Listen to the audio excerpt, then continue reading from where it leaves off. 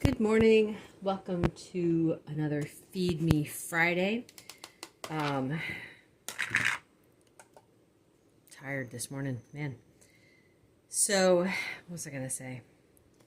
I was going to let you guys know just a little update on Faith. It took her a while to recover from the procedure. It was interesting because actually the day after the procedure wasn't too bad for her, but it was the day after that was real bad. And then it's like she had three, I think, really tough days, then an okay day, and then another bad day. So it's been back and forth. Results have been trickling in. One of the results is, they said that it looks like she's got colitis, but it's not long-term colitis. In other words, not something that she's just had for, forever.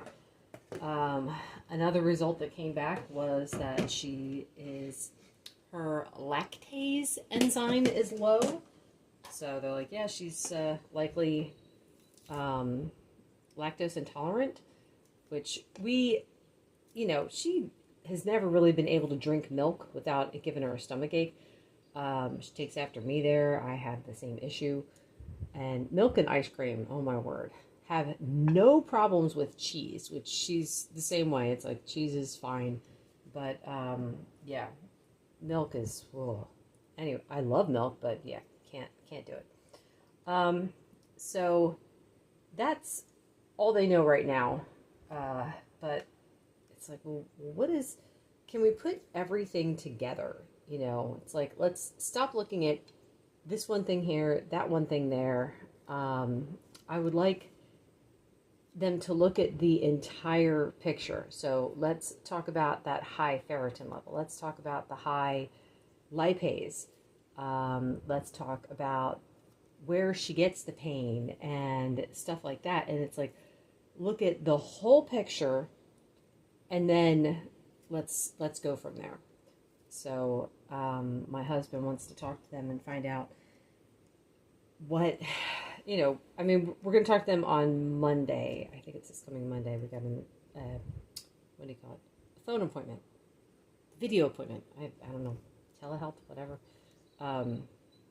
So it's, my husband's worried. It's like, is there cancer in there somewhere that's just eating at her? Because it doesn't make any sense that, okay, let's say that she had this problem,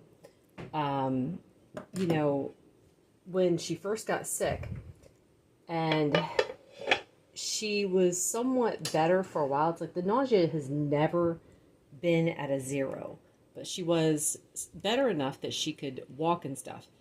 And then she got worse for like 5 months and really wasn't able to walk. And then she was able to walk again. And then in June, she went back downhill again. And this is the worst it's been. So what does that point to? There's some kind of ongoing problem. And colitis isn't a diagnosis.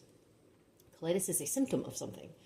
And it's the same thing with, like, when she's talking about the gastroparesis. It's like, that's not a diagnosis. Gastroparesis is not the problem. Something is causing the gastroparesis.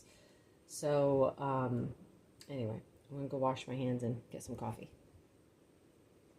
This is fire department coffee it's the espresso, so it's like ultra mega strong. I haven't put salt in it yet, but I will. It also has the condensed heavy cream in it, and I'm going to add some cream in a minute. So one of the things that we've been learning in this whole process, before I say anything else, the way I like my steak is I like to separate the fat and cook it out because it gets nice and crispy and it's delicious that way. So that's how I do my steak. And that's scrambled eggs, cheesy scrambled eggs. I make it up ahead of time so I can just throw everything into a can.